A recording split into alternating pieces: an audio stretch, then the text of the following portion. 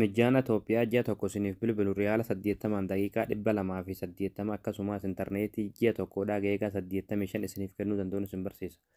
Akkasumas shari'aa isaa irratti jechuudha maftuhaa akkasuma shari'aa biroo irratti illee daqiiqaa 500 kophaatti isiniif kennuu danda'uun isin barsiisa. Egaa daawwattoon kiyya waan kana akka namni baay'een argeetti fayyadu viidiyoo kan laayik sheer gochuun lafaan duraan hordofaa. Hayya daawwattoon kiyya dursa aappii tokko bilbila keessanitti gad buufattu aappii kana gad buufachuudhaaf as Google Chrome keessanii galtanii achi booda bakka sarchii kanarratti tokko tokkoof kiliikni gootu achi booda bakka sarchii kanarratti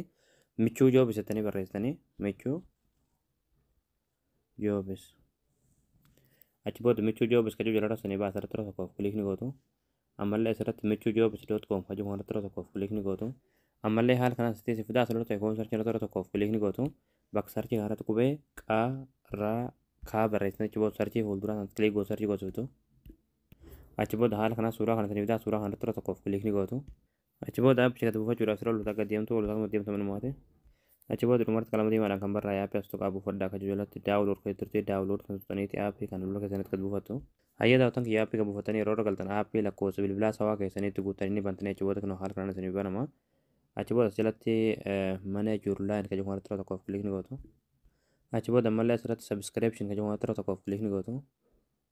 achi booda ammallee asirratti aad niw paakeejis kan jedhamu tokkoof kiliikni gootu achi booda haala kanaan isiniif tarreessaa asirra gadi buutu sirra olutaadha achi booda asirratti sawaa filex Itoophiyaa kan jedhu riyaala 80 ni argattu asirratti tokkoof kiliikni gootu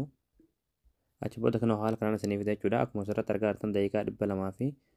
280 Itoophiyaa isiniif bilbila jechuudha akkasuma daataa geegaa 85 isiniif kenna hidhachuudhaaf asirratti koontiniyuu kan jedhu kanatti kiliik gootanii